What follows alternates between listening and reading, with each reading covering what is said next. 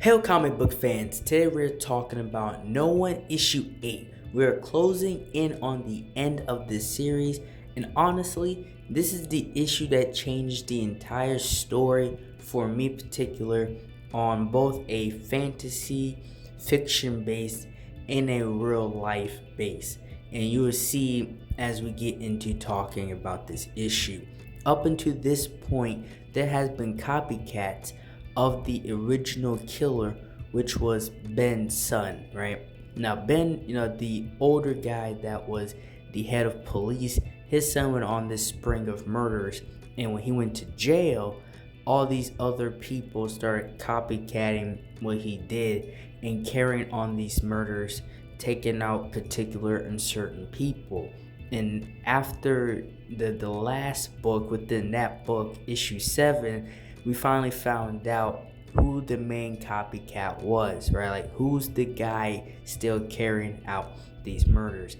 And in this one, it is a manhunt. They are looking for him because after stabbing the guy, he completely vanished. So they're still looking for the alleged copycat. And as that is still stirring, something else is now boiling over. And the worst has yet to come, because the particular gun that was used in all of these murders that Ben's son used and then went to prison, and then that same gun found its way out and was used for all these other murders, is the same gun. And people found out that this gun was involved in a 35-year suspicious shooting that involved Ben when he was younger with his partner. And the crazy thing about it is that people pretty much pieced together what could have happened, what was most likely happened. That the guy was unarmed, and that Ben, his partner, they accidentally shot somebody that was unarmed and then planted that gun on them. And somehow, some way, Ben's son got that gun, and then the other guy, Gil, which was the copycat, used the same gun, and they're killing particular people with that same gun. And this is the panel and pages that really blew up, because that turned out to be true. They actually did this and tried to cover it up, but they couldn't cover it up. And they didn't really tell anybody. Ben told his wife, but that was about it. But Ben's son must have, overheard this and put together this massive plan to, tell on his father, to reveal his father's dark secret to the world. But instead of just coming out and say it, he's going to use that same gun. And this is the part of the story that really ached me, because they use terms like far right or right wingers, this group that wants street justice, because now it is pretty much out there that these cops were dirty and that they did this, and now they want street justice and take both of these veteran police officers out themselves, instead of letting the justice system take care of it. They just want to end it, and they want everything overturned, because this turned out to be a massive screw up, and it turned out to be a massive cover up. And Ben didn't plan on running.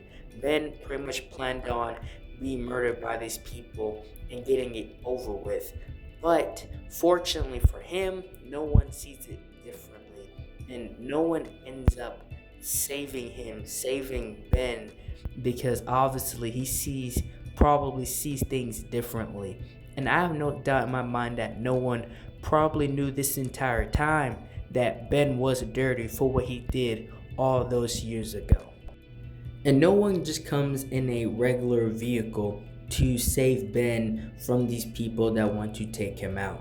And they're not just trying to do whatever. No, they're trying to drag him in the street and kill this guy.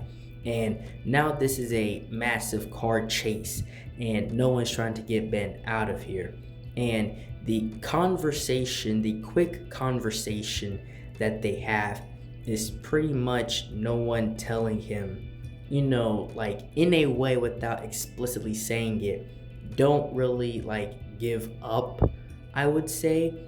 Like, there's always a reason to live. He's telling him, don't just take yourself out of the equation. Something, different than I thought he would say at a time like this. But I really wonder now who could be no one if, he or she, whoever this character is, whoever this person is, has such a different outlook on life in these situations, because they want to uncover the truth, but they also understand nuance, and they have a very different and distinct perspective on things that I am not usually familiar with reading or seeing within characters like this, particularly in comic books. And at the end of this car chase, both No One and Ben makes it free, and that's when Ben gets a call from, I would say, the rogue reporter. They might talk about what just happened, what takes place with him covering this up, and Ben feels like he has one last thing to do, and that will be uncovered within the next issue of this story. Well, that's all I have for this video. Like, share, and subscribe for more, and thank you for watching.